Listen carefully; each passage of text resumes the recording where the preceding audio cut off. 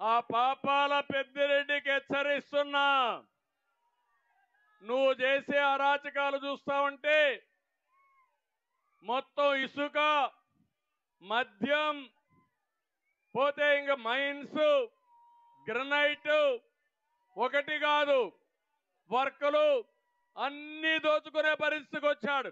ఇంకా ఎక్కువగా మాట్లాడేవరకు రాళ్ళ దెబ్బలు తప్పవని కూడా నేను చెప్తున్నాను. ఈ చంద్రబాబు మోసకారి మాటలు నమ్మద్దండి. తప్పకుండా అతను ఏం మాట్లాడినా ఏం చేసినా ఈ రోజు నైరాశ్యంలో మాట్లాడుతూ ఉన్నాడు. అధికారంలోకి రాలేనని దూషణపర్వానికి దిగాడు. నువ్వు ఏదైనా చేస్తుంటే 2014 నుంచి 19 దాకా 5 సంవత్సరాలు అవి చెప్పుకోవాలి.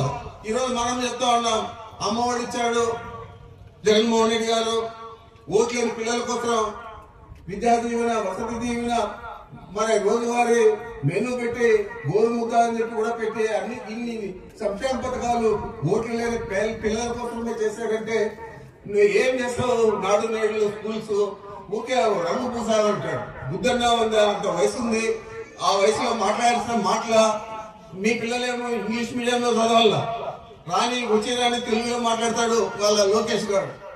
మరి ఈడేమో ఇంగ్లీష్ రాదు, ఏం రాదు, బ్రీఫ్డ్ మీ అని చెప్పిందంతా మీరు టీవీలో చూశాడు.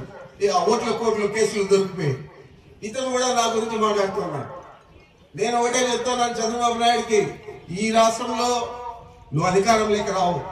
ఈ జిల్లాలో కుప్పంతో సహా అన్ని స్థానాలు కూడా మేము గెలుస్తున్నాం. నీకు దమ్ముంటే ఎన్నికల్లో పోరాడు.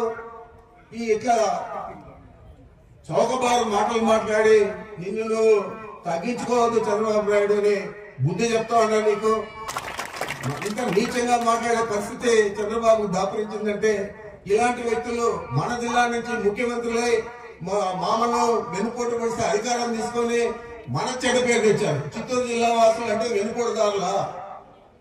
నువ్వు ఒక్కడే వెనుపోటుదారుడు. ఈ జిల్లాకు కూడా వెనుపోటు పొడిచావు, కుప్పానికి కూడా వెనుపోటు పొడిచావు. ఈ రోజు అభివృద్ధి కార్యక్రమాలన్నీ కుప్పంలో జరుగుతూ ఉన్నాయంటే అది ఒక జగన్మోహన్ రెడ్డి గారి చలువ అని నువ్వు తెలుసుకోవాలని కూడా చంద్రబాబు నాయుడు చెప్తా ఉన్నాను.